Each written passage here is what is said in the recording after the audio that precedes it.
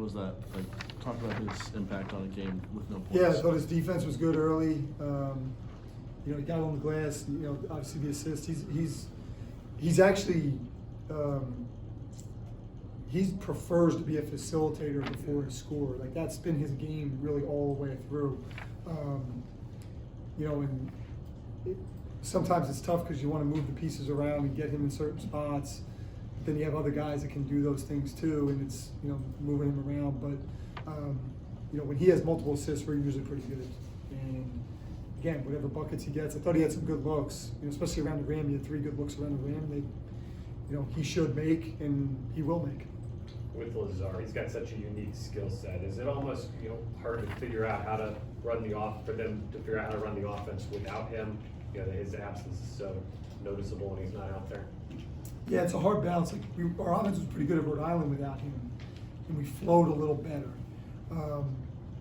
But yeah, there's times where it's like, all right, well, we got to get him into the post, right? We got to get him a bucket around the rim, so that can slow your offense down a little bit, you know, or maybe clog the lane a little bit. So there's a give and take to it often, right? Like, all right, what are the actions? And again, like with a lot of these guys, we're looking and scouting, we're looking, you know, as we go through film and even our own stuff, you know, self-scouting, like, you know, what are the things we can take advantage of, right? And again, like with all guys, but especially with him, it does start with him because, again, we need him to be kind of an anchor in there, you know, get us baskets around the rim. That opens things up for the shooters, that then opens up things for the drivers, you know, and it all flows together. But yeah, I mean, he gives you those options. He can step out and shoot the 3. He can play off the roll. He can play in the post and play on the glass. You talked yesterday about your team needing to go through games like this, rivalry games, obviously getting a scare late. What do you want them to grow from this experience?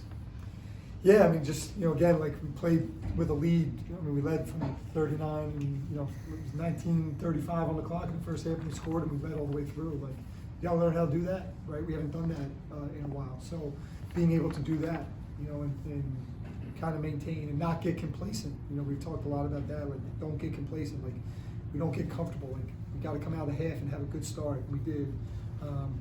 You know, and just finding, again, we had a lot of guys.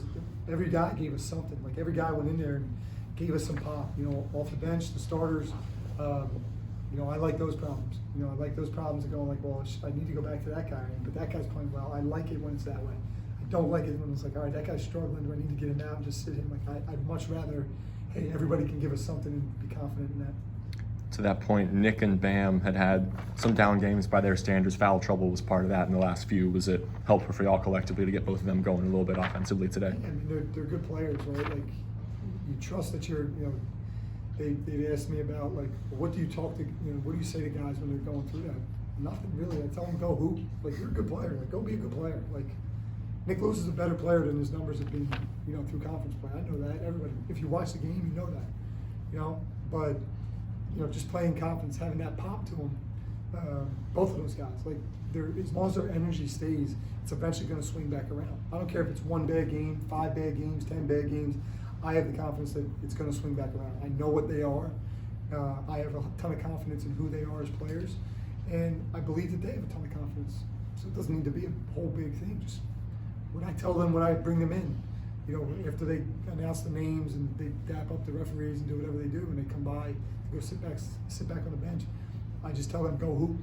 When I bring them in, I tell each guy, go hoop, go hoop, go hoop. It's as simple as that.